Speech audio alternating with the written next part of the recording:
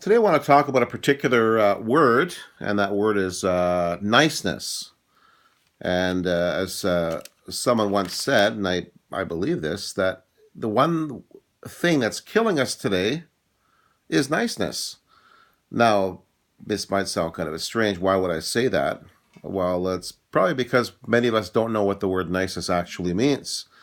So it actually comes from if you look at the etymology of the word, it comes from the word nicere, where we get nesius, which in essence means to be a know-nothing person who agrees with everybody about everything. So not so nice after all, if we think that niceness actually means to be agreeable, so on. Now, why do I bring this up? Why is this important? Well, if we look at the Gospel of John, where we get the logos theology, who Christ is, we read this. I'm just going to read directly from the scriptures here. Here we go. In the beginning was the Word was with God, and the Word was God. And the light shines in the darkness, and darkness could not overpower it.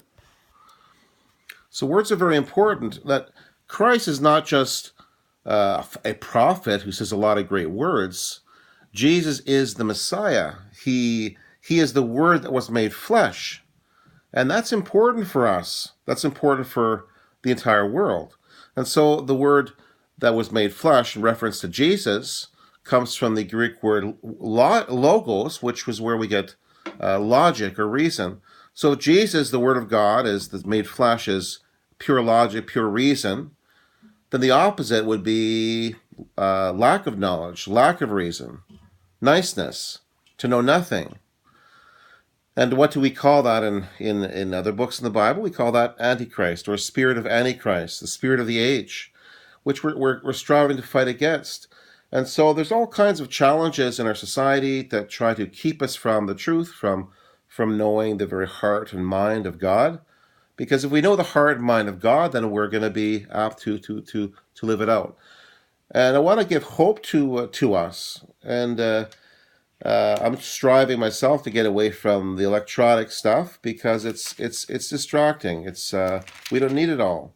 I'm using my iPhone right now to make this message, but I encourage us to read good books, to create perhaps a library like what I have right here, and just delve into them because we need good soul food.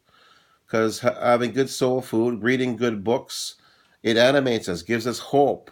We see things of beauty. We go to a level in our hearts where there's a real catharsis or change in our hearts taking place that leads to concrete action. Because many people I see today they're miserable. They're not happy at all. They're angry. They're looking for someone else to fill them with joy, and yet that never happens. Products don't do that. People don't do that.